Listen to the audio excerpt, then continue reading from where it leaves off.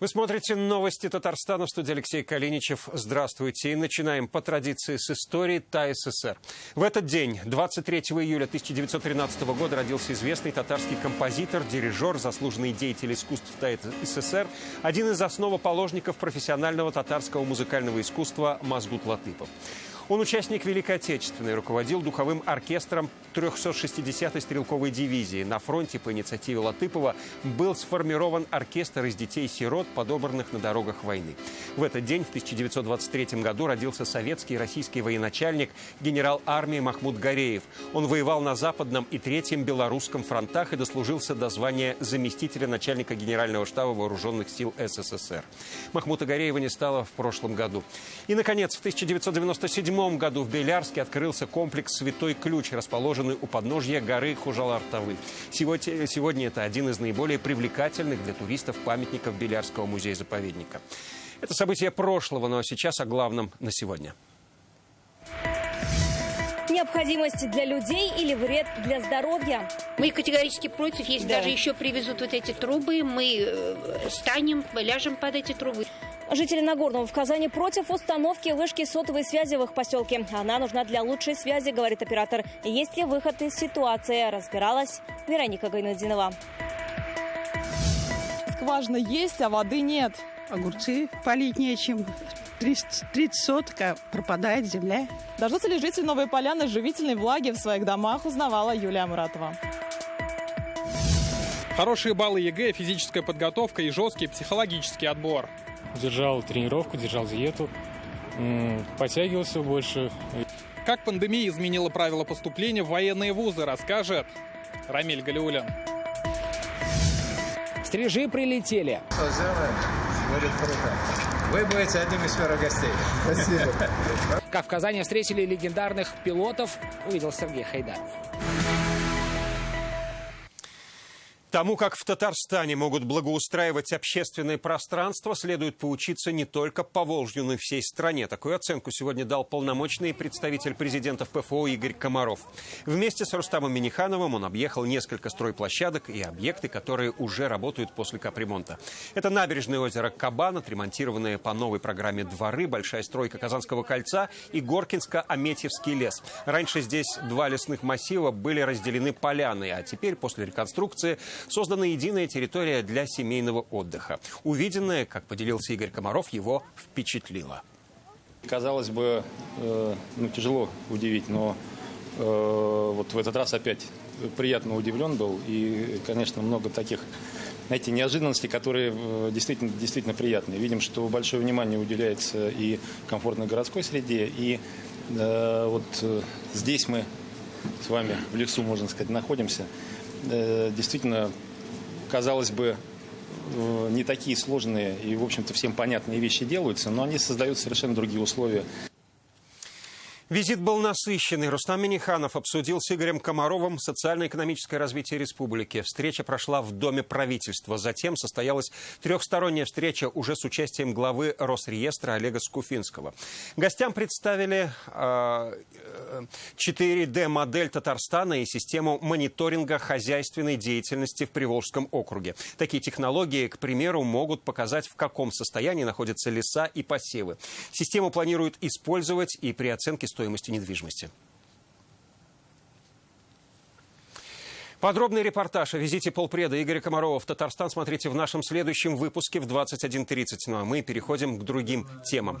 Инновационные идеи, технологии будущего и бизнес. Сегодня эти направления в развитии страны обсудили эксперты в большой онлайн-дискуссии в рамках подготовки к международному форуму Digital Week.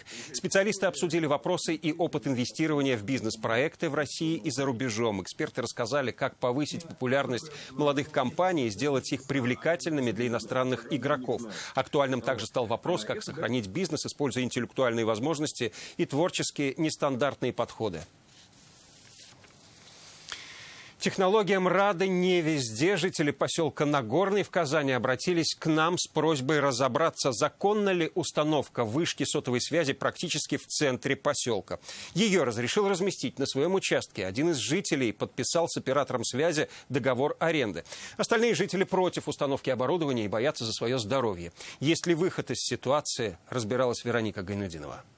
Улица Локаторная, первый переулок. Приехали, антенну устанавливать. Как приехали, так и уехали. Путь машинам преградили сами жители. Эти кадры сняты ими же. Всем поселкам ночью вышли на улицу. По их словам, сосед заключил договор аренды на размещение вышки сотовой связи на территории своего участка. Только вот с ними, говорят, установку не согласовал. Не было уведомлений и от компании связи. Он не выходит, он с нами не хочет взаимодействовать.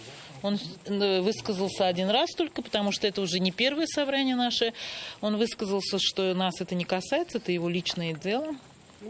Что ему за аренду платят деньги, он хочет получать деньги. Ему сказали, будут платить каждый месяц по 15 тысяч, и все. И теперь он на всех, на нас наплевал. Мы уже приходили 2 раза, хотели, чтобы он вышел, с ним поговорить. По словам жителей, они боятся за свое здоровье. Ведь до вышки от их домов буквально 5 метров. Это вредно, там и радиация, и излучения большие.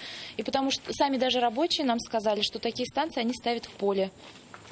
Вот что в частных территориях они такие не ставили. Оператор связи уверяет, вреда от передатчика не будет. Излучение небольшое, поэтому и станций, чтобы обеспечить покрытие, надо много. Вышку устанавливают по всем санитарным нормам. Проведены необходимые экспертизы и получено разрешение от Роспотребнадзора. Хотим донести до жителей о том, что на самом деле это не вредно. Для эксплуатации базовых станций мы получаем все необходимые разрешительные документы.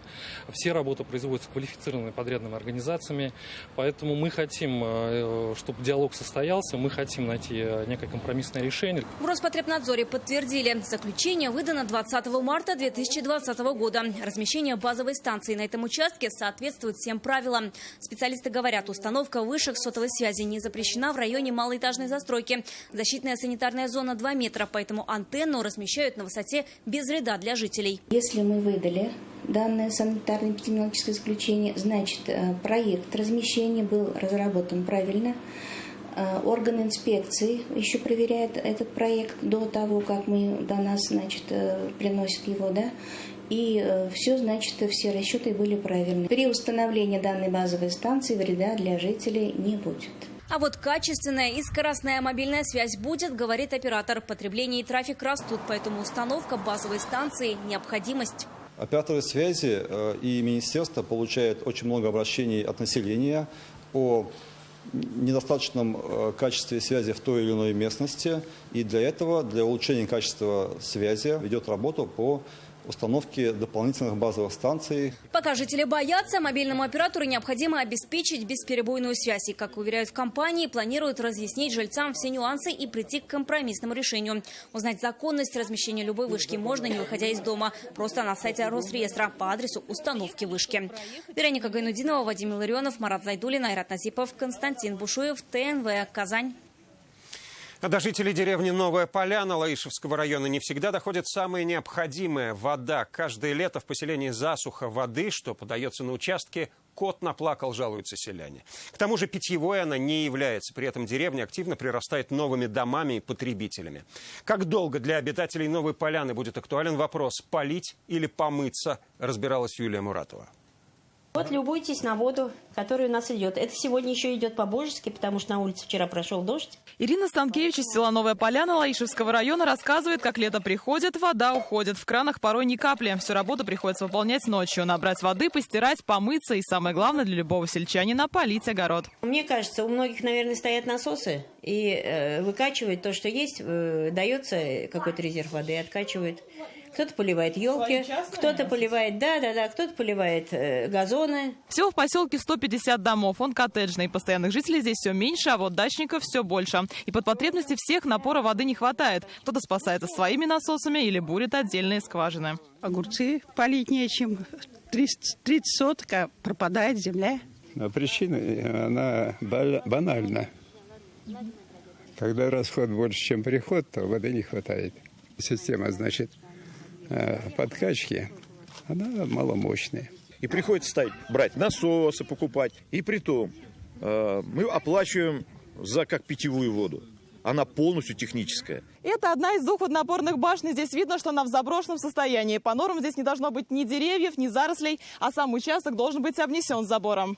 Но это еще не вся проблема. Вот эта старая скважина пришла в непригодность, а в 2018 году ее заменили на новую. Она 95 метров глубиной, но жители говорят, что эффекта не почувствовали. Считают, что здесь нарушена технология. Но сейчас именно эта скважина является единственно действующей. По словам администрации Лаишевского района, все дело в том, что в связи с ростом поселка ее мощности для водоснабжения уже не хватает. Изначально мощности были рассчитаны на постоянно проживающих. В настоящее время разработана проектно-сметная документация на бурение новой артезианской скважины. Однако пока районные власти сроков строительства не называют. Сейчас вопрос с водой остро стоит и в других районах республики, например, Буинском и Пестричинском. Там воды также нет из-за масштабной застройки и проблем с коммуникациями. Один из вариантов решения проблемы – воспользоваться возможностями республиканской программы самообложения. Юлия Муратова, Данил Филатов, ТНВ, Лаишевский район. Сегодня в Татарстане подтверждено 32 новых случая COVID-19, из них 2 завозные, остальные контактные. 8 человек госпитализировано. 24 лечатся дома. По-прежнему больше всего заболевших в Казани – 19 случаев. За весь период в республике выздоровели 4193 человека, в том числе 26 за последние сутки. В Татарстане растет число вирусных пневмоний. Об этом сегодня рассказал замминистра здравоохранения республики Владимир Жаворонков. По его словам, причина такой статистики в количестве качественных исследований. Сейчас каждому пациенту с малейшим подозрением на заболевание медики проводят тщательный осмотр и томографию. На сегодняшний день в республике зафиксировано 7215 человек с симптомами ОРВИ, а число вирусных пневмоний – 8%. Данный показатель медики называют нормой.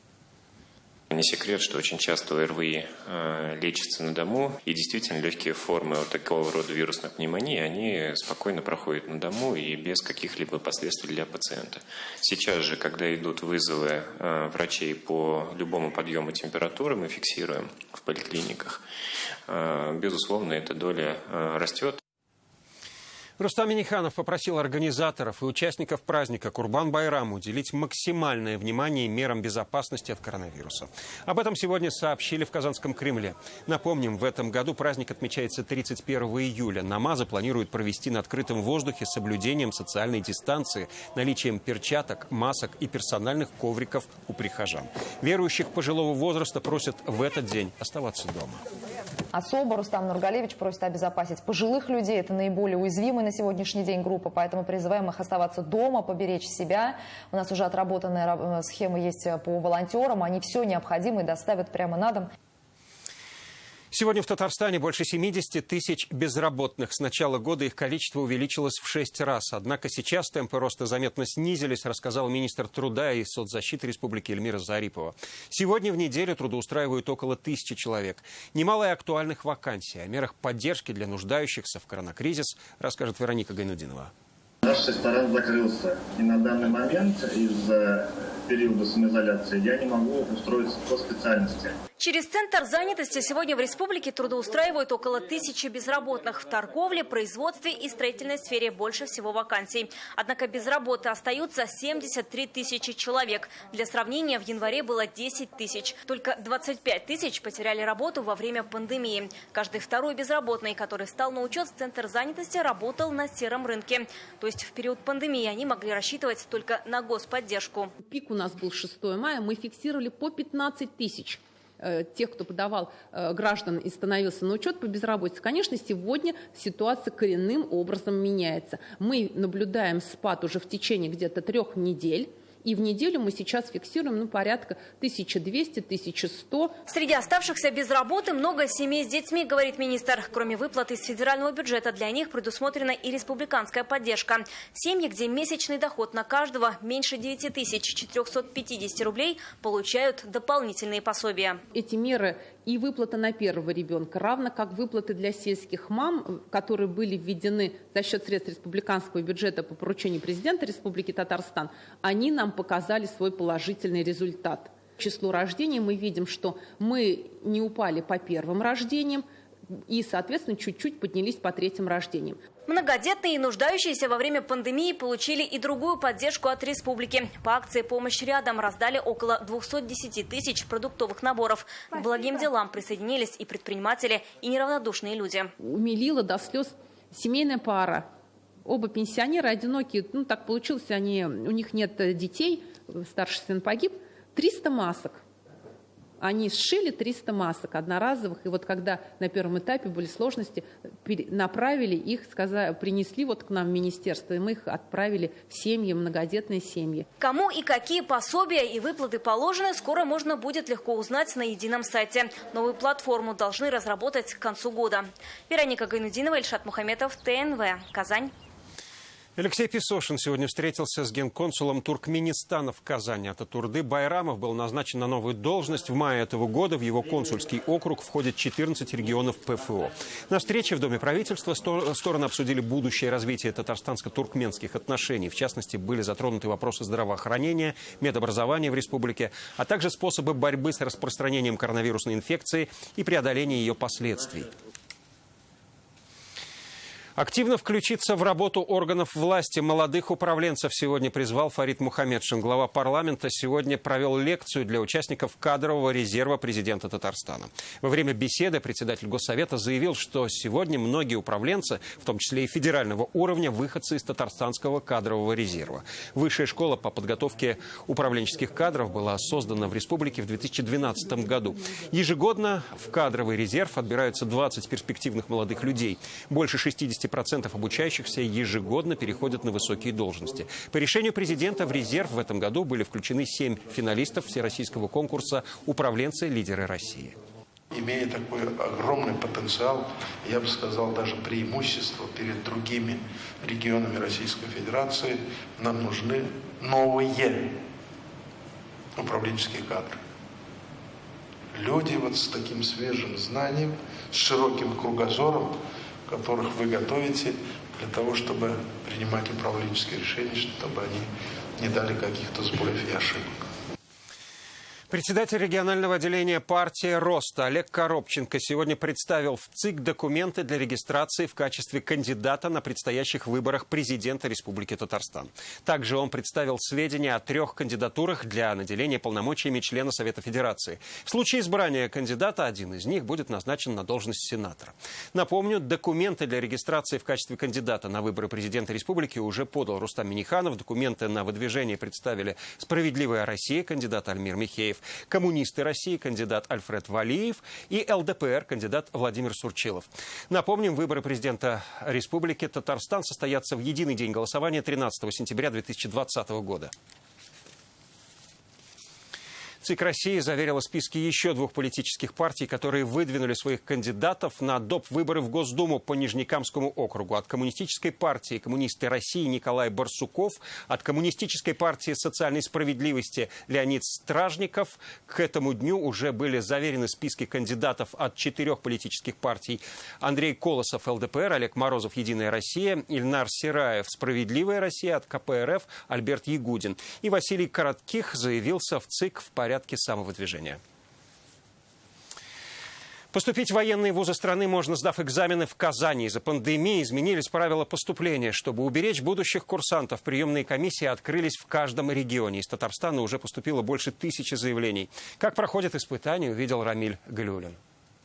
6, 7. Больше всех подтянуться или быстрее всех пробежать 100-метровку. Так в Татарстане сейчас отбирают тех, кто мечтает о карьере военного. 18 выше. 16. С наскока такие экзамены не сдать, уверен Роман Горбунов. Готовиться к испытаниям начал давно. Мечтает поступить в военную академию связи в Санкт-Петербурге. Я решил поступать в военный вуз еще зимой. Держал тренировку, держал диету. Подтягивался больше и пытался выносливость выработать. Здесь соблюдаются все необходимые меры профилактики ковид. Раньше поступающие должны были ехать в выбранное училище или университет. В этом году из-за пандемии испытания проводят в региональных военкоматах. В Татарстане приемная комиссия развернулась в спортивном комплексе «Буревестник» в Казани. Результаты экзаменов будут действовать во всех профильных вузах страны. Наши ребята подали заявление в все 35 высших военных учебных заведений, начиная с Дальнего Востока, кончая Калининградом. Военный комиссариат организует проверку ребят в районах нашей республики на коронавирус. Это обязательное условие. Чтобы стать курсантом, одного желания и физической подготовки недостаточно. Каждый абитуриент проходит жесткий профессионально-психологический отбор. Здесь они сдают тесты на память, сообразительность и особенности характера. Особый интерес со всей страны к Казанскому танковому училищу. В этом году зачислят 130 человек.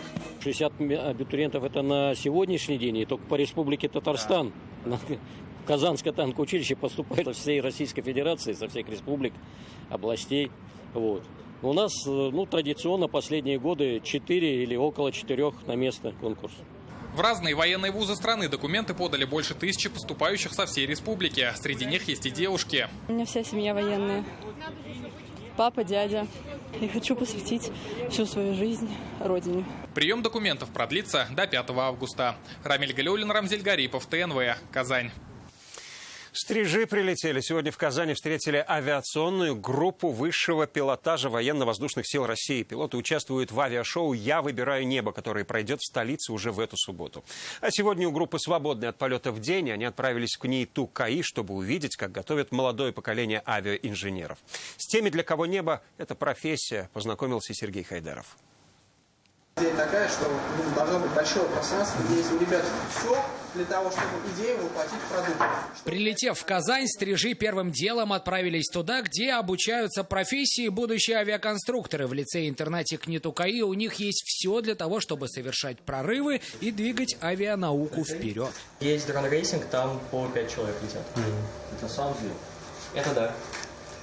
Ты сам делаешь, сам выступаешь с этим, да? Да. То, чего добились в лицее ребята, показывают опытным пилотам. Здесь они проектируют то, что летает, и не только. Без полетов не обошлось даже в стенах учебного заведения.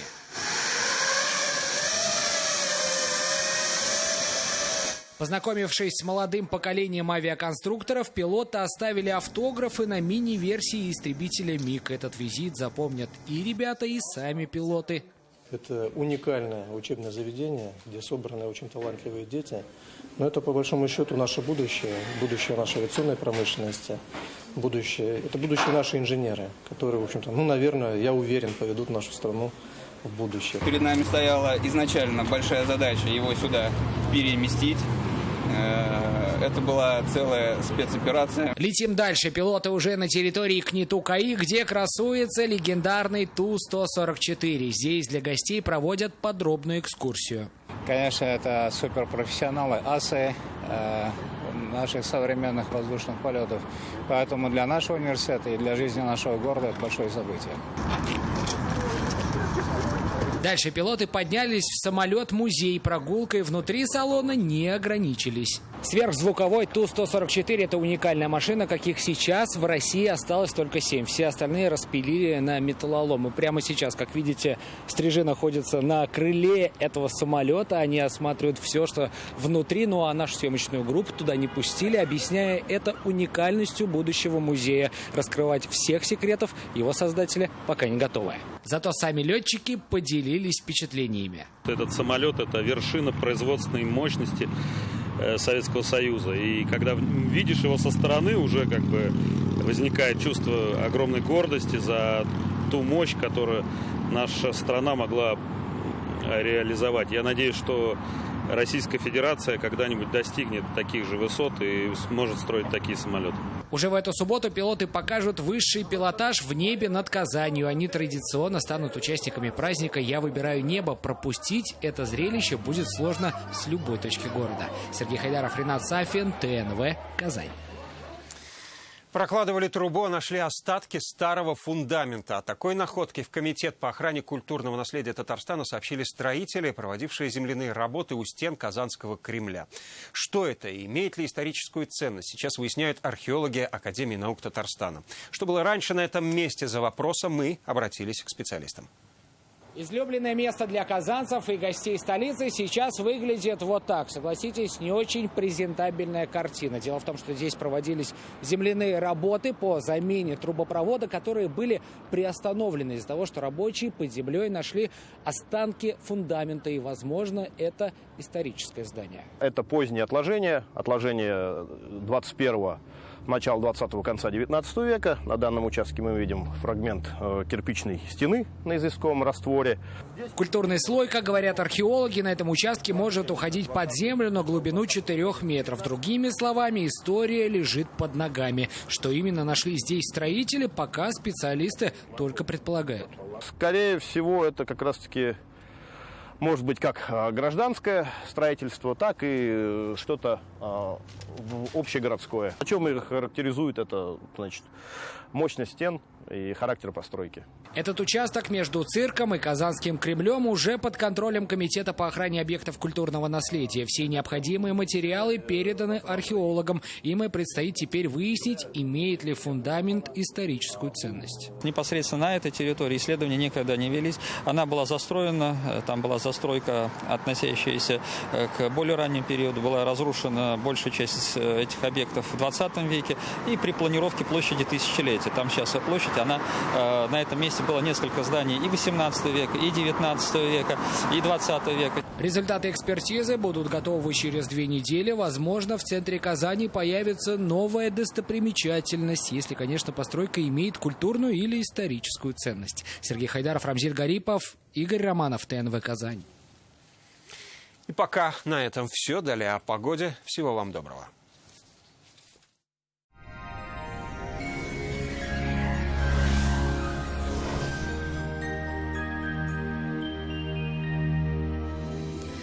Здравствуйте! В пятницу ожидается небольшая передышка в осадках. Будет вполне комфортная погода. Но об этом чуть позже. Компания «Данил Мастер» работает в прежнем режиме с соблюдением всех правил безопасности. Не откладывайте заказ и радуйтесь своей новой кухне или шкафу-купе уже сейчас. Звоните 2-167-166. «Данил Мастер» с заботой о вас. По данным сервиса Яндекс.Погода, 24 июля на юго-востоке в Бугульме, Бавлах, Азнакаево вероятность осадков будет небольшой, выглянет солнце, 21 градус тепла. На северо-востоке, Нижнекамске, Набережных Челнах, Елабуге переменная облачность, местами небольшой дождь. Днем столбики термометров покажут плюс 22. Комфортной для самочувствия погода ожидается и в Агрызе, Менделеевске, Актаныше. Осадки прекратятся, температурный фон существенно не изменится. На северо-западе, в Арске, в Кукмаре-Балтаси малооблачно и без осадков, тепло плюс 23.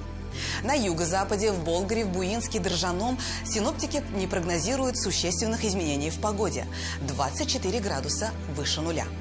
В центральных районах, в Чистополе, в Альметьевске, Мамадыше облачная погода с прояснениями. Будет тепло и без осадков. Небольшая пауза в осадках завершится уже в субботу. Вновь повсеместно будут наблюдаться дожди. Но температурный фон не понизится, что, безусловно, радует. Федеральная сеть медицинских центров «Доктор Ост» – лечение самых сложных заболеваний позвоночника и суставов без боли и хирургического вмешательства. За 10 лет в 10 городах России врачами клиники отменено более 10 тысяч операций. Лучший протез – тот, что остался в упаковке. Говорит Оксана Кузина, автор безоперационной технологии лечения суставов. Своим пациентам мы не рекомендуем соглашаться на сложное хирургическое вмешательство. Всего один укол позволяет спасти разрушенный сустав даже на поздней стадии артроза и при некрозе. Приходите в «Доктор Ост». Убедитесь, вернуть сустав к жизни можно в любом возрасте. В Казани в пятницу будет малооблачно и без осадков. Ночью плюс 15, дневная температура 23 градуса выше нуля. Ветер северо-западный умеренный. Атмосферное давление 752 миллиметра ртутного столба. Влажность воздуха 55%. Магнитное поле Земли спокойное. О погоде все. В студии была Лейла Латыпова. Всего доброго и до свидания.